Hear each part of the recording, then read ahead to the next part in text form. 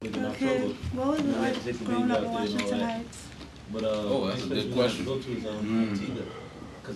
Growing up in Washington Heights. You know what? It's a long question. I have a long answer for that. I'm here. I grew up in Washington Heights for about maybe 16, 17 years of my life. So, it's interesting because if anybody knows my background, like my mother raised me in a single parent home. You know, I lost my father when I was 11 years old, and my mother passed away when I was 13. So, yeah, you know, you face your tragedies as a child, and I faced my tragedies as a child. And it actually kind of like made me stronger, made me the man who I am right now. And one of the unique things about Washington Heights, I always accredit them for, is that we all know what goes on there behind the scenes. Sometimes when the sun goes down, we know what type of people get attracted to that area for what it's known for. And if anybody doesn't know about Washington Heights, look it up. Look it up on Google. You'll probably find out what I'm talking about. Yo, when I'm in the car going up that way, I get past 135th, I lock doors. I'm not even kidding. It's got a reputation. It's a very tough neighborhood. But you know what? A tough area. And when you grow up inside of it, it seems so much different. I used to go to school in Harlem, and I went to school in Harlem pretty much my whole education career, but like teachers used to say, "Oh, you know, you're from Washington Heights. I feel sorry for you. Like I feel bad for you." But when I go home, I'm like, man, I don't see none of this stuff. Like I don't see where they say things are going bad. I used to always think Washington Heights was just for people who were always about their money, and that taught me a lot about business. I learned a lot of my business savvy from watching people hustle, and I try to apply that to the music world. Even though I do say this, man, hustling is a lot easier than doing music, because the only thing you gotta do as a hustler is not get caught. You actually gotta know some things to be a musician. You gotta know a little bit about education. You gotta know words. You gotta know contracts. You gotta know how to deal with the snakes in the grass. So I mean, growing up in Washington Heights was a great thing for me, you know. But better than that, I actually spent my last year of high school in Westbury, Long Island, and graduating from Westbury, Long Island, just being able to live out there, it showed me a different side of life. I went from living in an apartment at any given time having 11 people live in a 2-bedroom apartment to living in a house in Long Island where I had my own bedroom and, you know, 3-4 different stories. Totally different atmosphere. So it taught me because I think if I didn't get to see that, then I wouldn't see what the world had to offer. If I stayed in Washington Heights, then all I would have known was Washington Heights. I might have known how to get a nice apartment somewhere other than 164th Street, but I wouldn't have known what it's like to have grass and trees and, you know. So I actually credit both neighborhoods. I credit Washington Heights for installing that hustler's mentality, and then I also credit Long Island for taking that and implementing it and showing me what being successful could bring you when you do it the right way. Okay. That was long. She likes could long. have made it longer. Yeah. But she likes long. She instead of pulling teeth. Growing up in Washington Heights, were there any particular artists from that area that influenced you?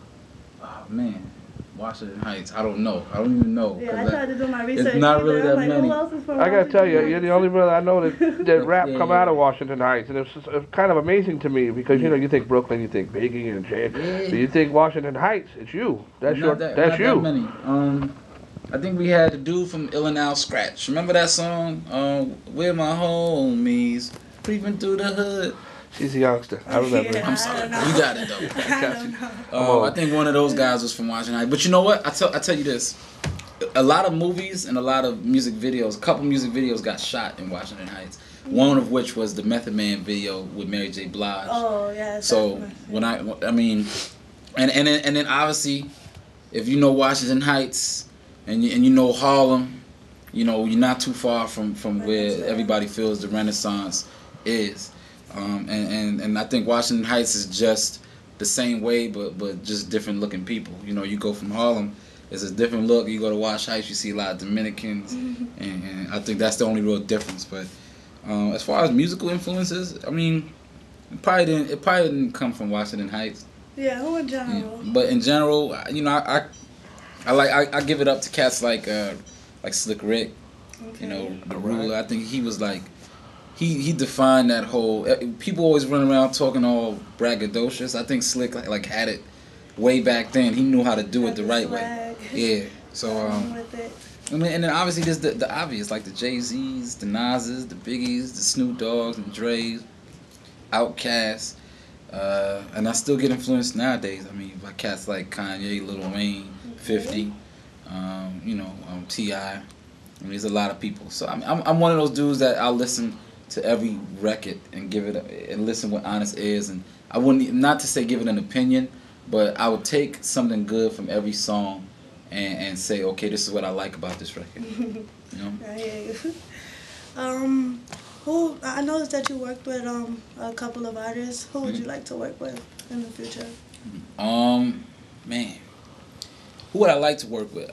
I think with this album, Guilt, the album I got coming April 7th. Remember that? That's a good day to remember.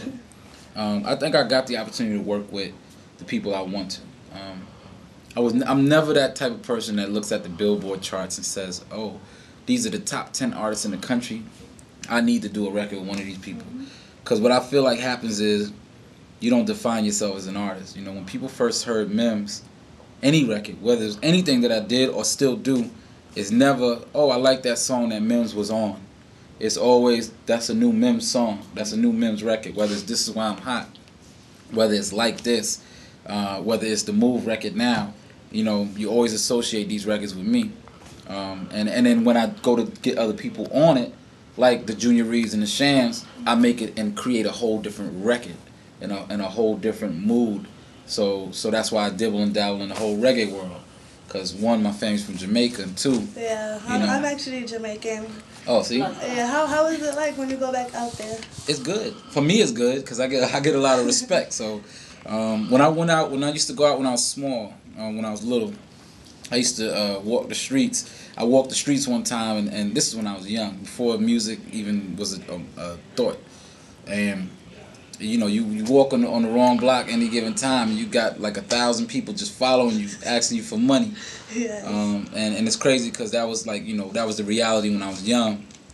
And now when I go back there, I mean, people still ask me for money. Obviously, that don't change. Mm-hmm. But it's just that, like, my vibe and the love that I get from people is so.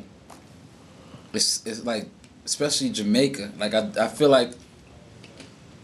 I don't accredit myself for, like, Junior Reed is a legend.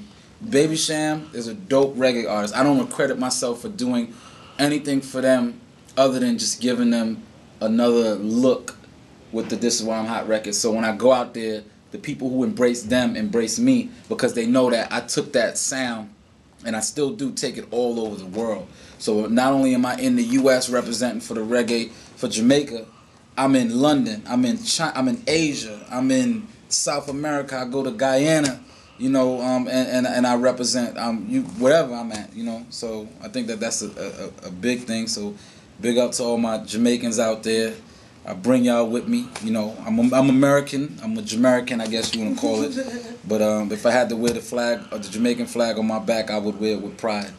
Yeah, I recently did an interview with Busta, which is on the cover.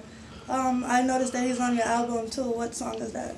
Actually, you know what? Busta's not on my album, but I would have loved him to be. Him and Ron Browse is supposed to be on your album. I'm cool with them. I mean, I can't say I'm cool with them, but we've talked about doing something, and we've talked about creating some records, and we also talked about even possibly going on the road.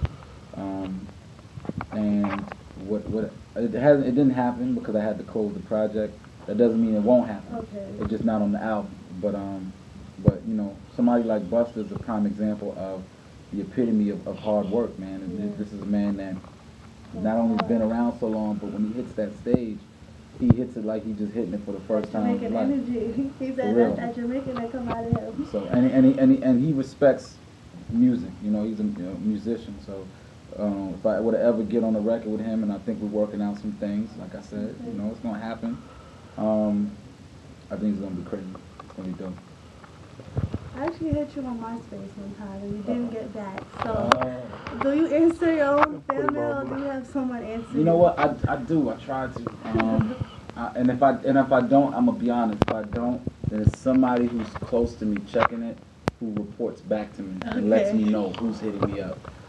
Because I'll be honest with you, I can't always get to it. If I'm here and I got 10,000 messages coming through, I still want to be able to reach back out and address people. And I get a lot of serious inquiries. Like some people call me because they know of my family history, like losing both my parents. A lot of people on my page tend to hit me up, especially children, about some incident that they went through and things like that. Like I want to make sure that they talk to me. So I got somebody that goes in and you know, when they finds things that are relevant, he brings it to me and I'm the one to reply back with it. Okay. So, you know. They actually still play your song "This Is Why I'm Hot" in the clubs. When you were making it, did you know it was gonna be a big hit? When I made "This Is Why I'm Hot," I didn't think it was a club record. You know, I never thought of myself as being a club artist. I mean, other than Like This was a direct club record. Because when you heard me talking, I was talking about being in the club, partying in the club. If you listen to the lyrics of "This Is Why I'm Hot," I don't even remember mentioning the club in there at all. But that's how hot music is. Like you don't have to even mention doing anything or dancing or anything because I don't know how to dance.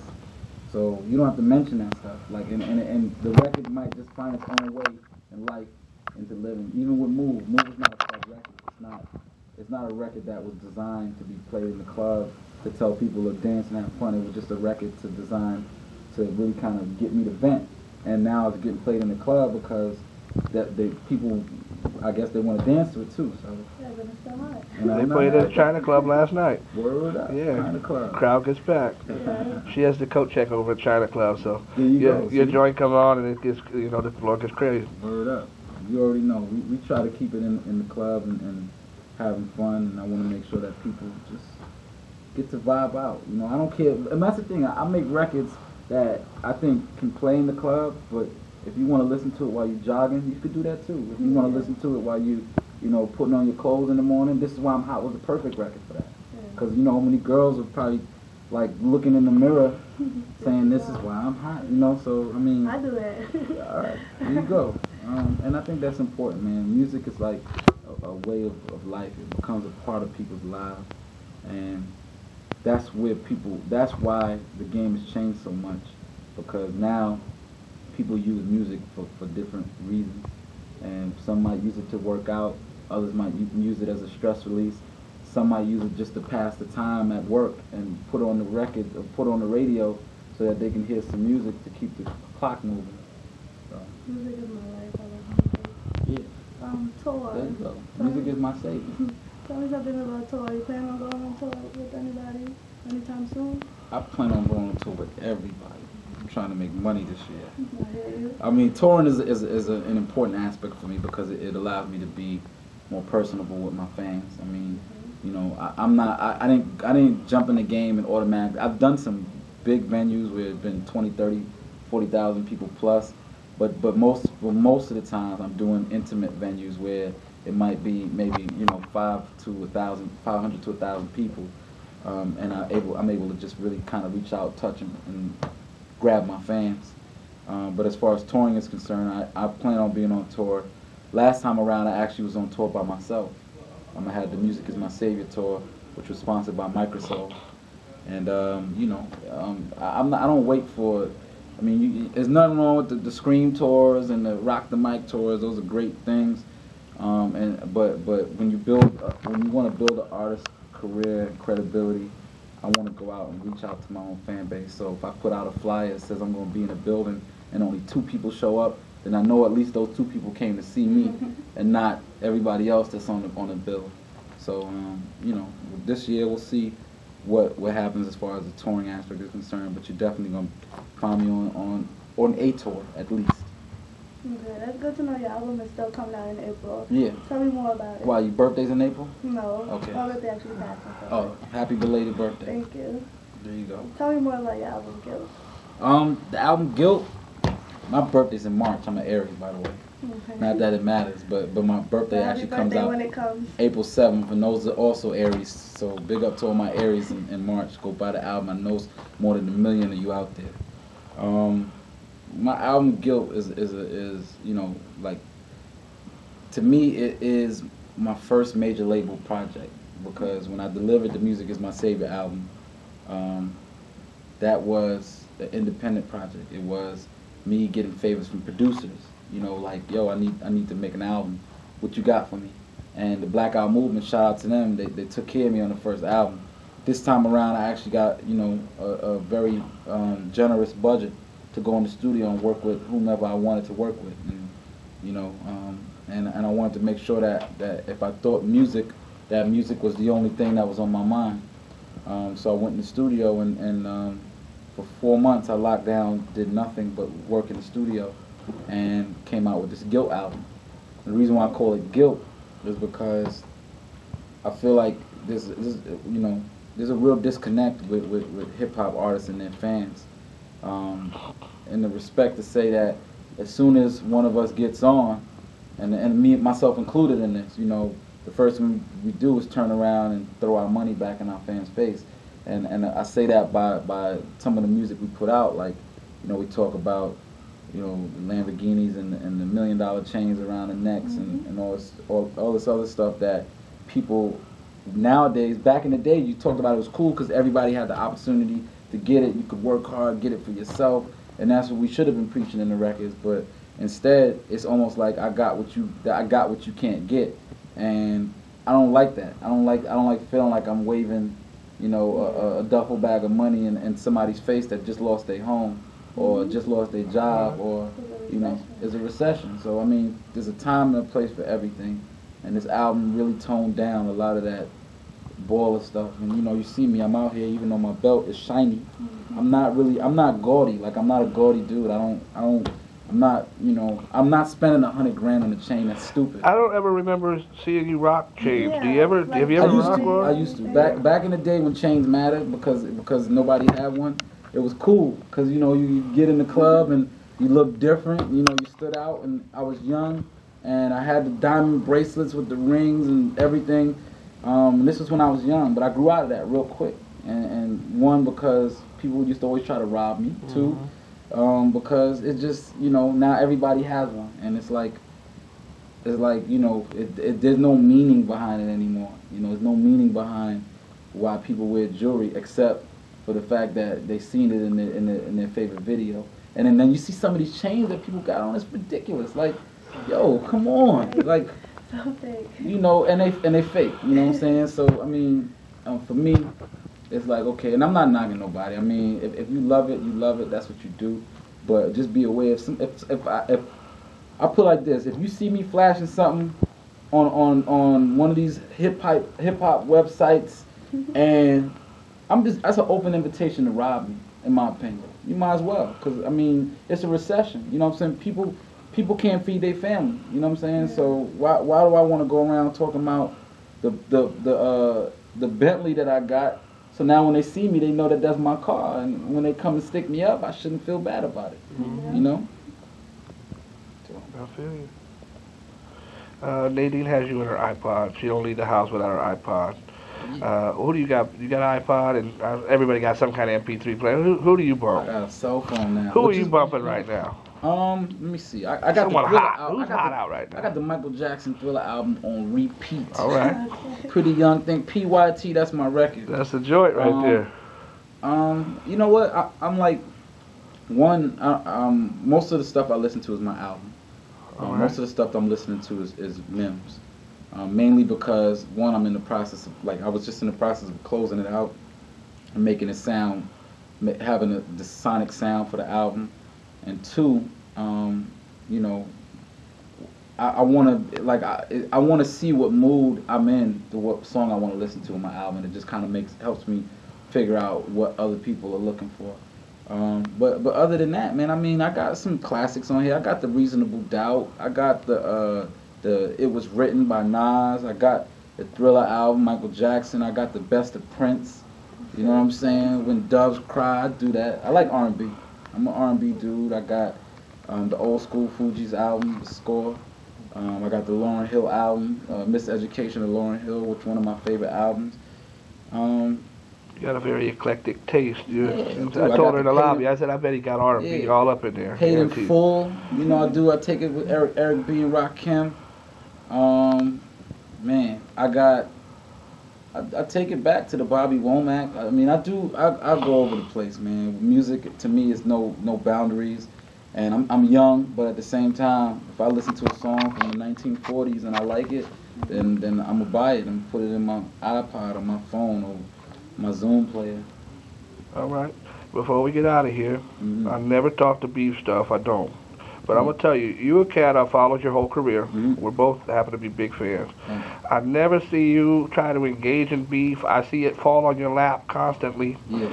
And I got to tell you, when I became a big fan of you, the person, it was that whole Charlemagne thing when he tried to call you out. And I thought, because I've seen him, he gets up under people's skin, he get up under my skin. I wanted to call it the Wendy Williams show and punch him in his face a couple of times. But he's a really smart brother who can lure and trap people. And I saw you not only hold your own, you made him look foolish, and you were extremely articulate, you knew what you were talking about, and he tried to bait you for 20 minutes, and you didn't fall into anything. And I thought, I give you mad props for that. That was my favorite interview. I actually saved that on MP3. I've listened to it a million times. You know, and the interesting thing is that whenever another grown man gets on live radio and asks another grown man whether they sell drugs, either one, you got to work for the police, or two, you just got no respect for the game. And you know, Charlotte Lane or Maine or whatever his name is, I got love for him. You know why? Because he keeps my name out there, and I don't. The whole beef thing with me is like, listen, you know, people knock on my door and they mention my name, and I actually appreciate the fact that he actually called up and confronted me one-on-one or... Well, I had heard him many times on the radio talking about you. It's like, I think this brother secretly is a big fan of yours. Yeah, he knew my lyrics, man. He knew your lyrics, he knew all the songs, he had to have the album because he knew the lyrics frontwards and backwards better than I did. I respect his craft because I see his angle. I think, you know, his story is he got let go from the Wendy Williams show for whatever reason, and that's his MO. He wants to be the instigator, and... Well, he sounds like he's trying to be the hip-hop police where he's cleaning up what have you. Yeah, you know, I mean, but you know what? I say this, though. I don't know his angle. And if he's a rap artist, then I figured it out. Then that's his angle. Then maybe he just has a gripe with other people that are doing their thing. I don't really pay it no mind. I mean, the dude's not affecting me. And I think that because of the way he approached me and how I responded, he's going to think very, very carefully about. He's not going to call another radio station with other MCs out. He'll never call up another radio station while you're on again because he came away looking foolish, and it's probably the first time with him because he is very, very quick. Yeah, he's good with it. He's good. I seen him. You know? He got me. You know, you got me a little bit, but no, sorry. Well, listen. Every interview I've ever seen you do, it comes up. The infamous line where you said I could make a meal. Saying nothing on the track. When I heard it, I've been doing this a long time. You see the gray in my beard? Yeah. I've been doing this a long time since Melly Mel was young. And I agree with it 100%. I knew what you were talking about. I wish you could elaborate a little bit on it. I know you weren't saying that's what you're trying to do or what have you, but there's 15 artists, I can name them now, I won't, that have made millions saying zero on a track. And Mike Jones, who I love, look at Mike Jones. He did it, and he did it. Shout out to Mike Jones. I love Mike Jones. But I could name several, and him I like a lot. I can name others that I don't care for that had done it and done it real well, made lots of money saying nothing. And I think you were pointing that out. And I noticed that cats like Jigga and 50 had actually commented on it. And I thought you handled yourself real well in that situation. I'd like to know a little bit more about your thoughts on that before we go. And I think this is probably going to follow you around for a long time because I don't think, were you trying to be controversial when you said it? Okay. Of course. You know what? I think when it comes to certain things that people say, I always, like everything I say, a lot of the things I say has a double entendre meaning. And especially with the This Is Why I'm Hot record, it was such a simple record, but it did so much damage because of certain things I said throughout the record that people just didn't agree with, and one of which, the biggest line, was I could sell a mill saying nothing on the track. And it, to each his own, however you want to take it, because my record is called This Is Why I'm Hot.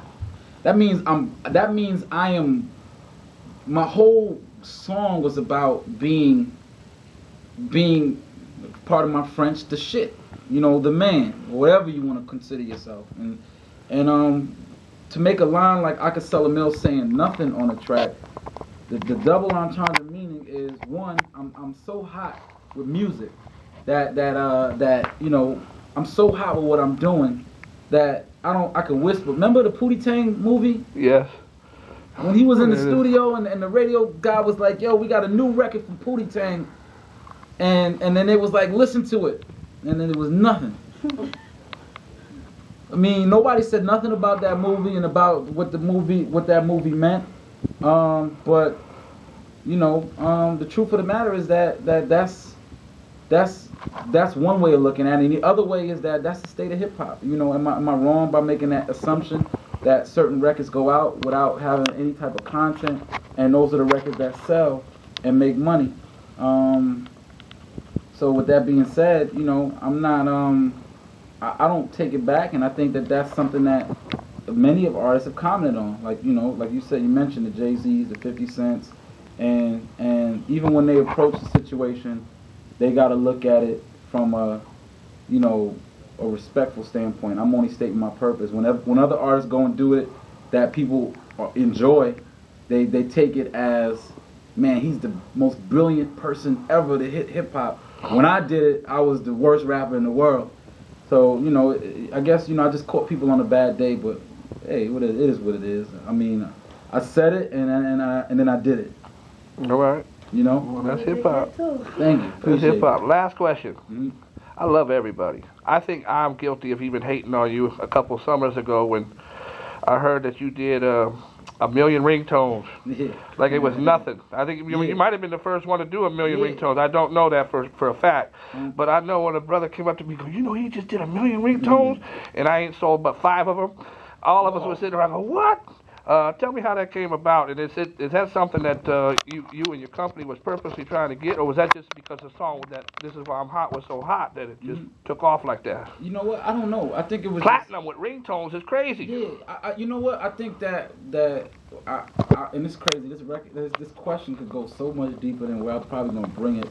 But I used to question. I questioned for about 2 years as to why my career has been the way it is, you know, from the success rate of selling a lot of digital records to the ringtones, and all at a time where everything you heard was, oh, he's a ringtone rapper, or, you know, if you ain't selling no physical albums and you trash because that's not the real way of selling. And then now, 2009, lo and behold, every single record label is trying to figure out how to digitally move units on the internet or how to sell on iTunes or ringtones, and it's like, now you get it. Now you want to come in my world. Now you want to see what I got to offer, and I hear it. Now every artist is talking about platinum ringtones and ringtone this and digital download, and I was the first one. You were the pioneer, and that's something that I think you should be real proud of. So, you know, too bad you couldn't have copywritten that shit somehow. We figured it out. It's all right.